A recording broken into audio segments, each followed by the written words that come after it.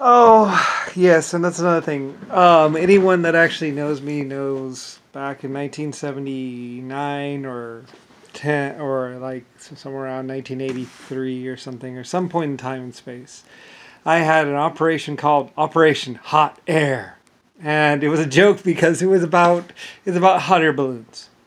The military was going to start developing them. Like I say, back in the old days, the only people who actually had the money or had the people were basically governments. The only way you could actually develop hot air balloons or do any kind of hot air balloons would be to actually be a military or government. So I was doing Operation Hot Air, which is basically hot air balloons. It was a joke, kind of. I mean, I had done some other things with hot air balloons, and I wanted to like make them safe for use all over the world, and maybe even be used in third world countries as well as other places. But just the burner, making the burner, getting it all safe, because there were also some accidents where some hot air balloons would go and explode.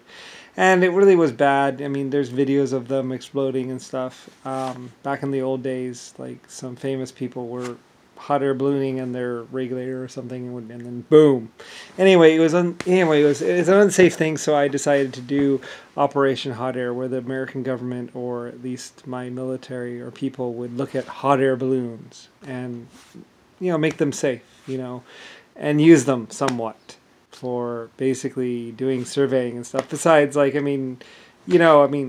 in the old days, if you didn't have a helicopter, and helicopters are expensive, it's a lot cheaper to just get a hot air balloon, go way up high. And there's also the possibility of maybe using them as small cranes. It was unknown, though, exactly how viable they were. But I was like, oh, just take some money, go develop it, see what you can get. Anyway, though, it was Operation Hot Air. It was a joke. I was like 9, 10 years old, and it was a joke. I was like, massively wealthy. I'm talking about, you know me. Trains.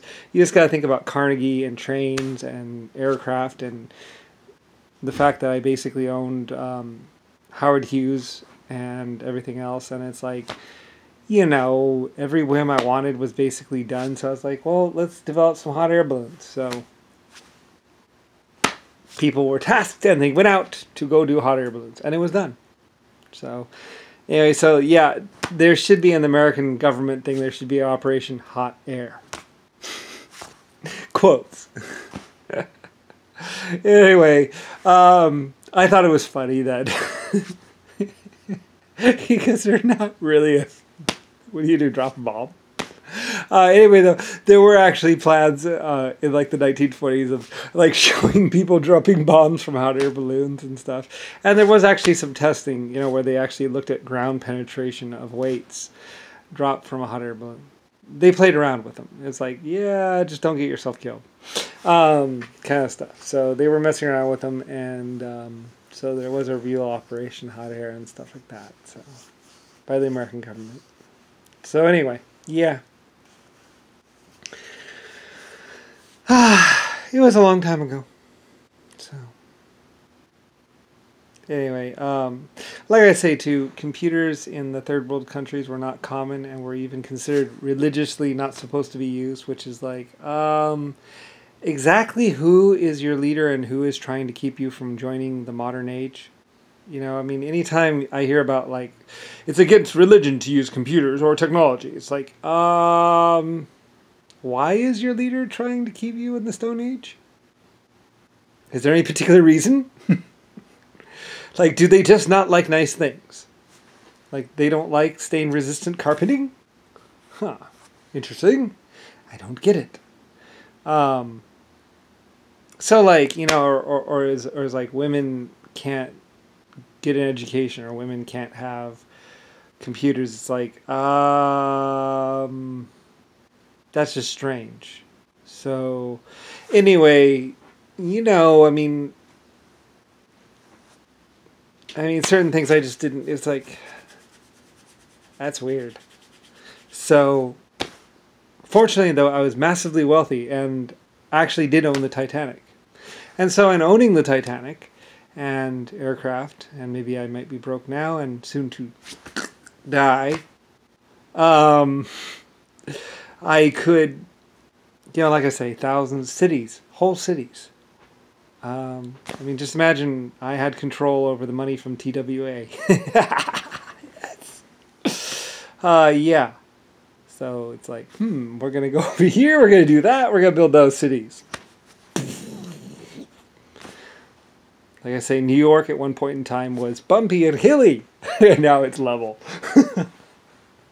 I mean, I had a little encampment there and stuff. I had some people, I forget, like I say, I forget. It was something to do with, I had something there that was flammable and burnable, and there was like a factory building something like, something explosive or something dangerous. And I didn't want the whole city burning across the way or something like that, or I wanted to say, I honestly forget. I wish I could go back and remember those past days, because I was like, okay, we're gonna build something on this island.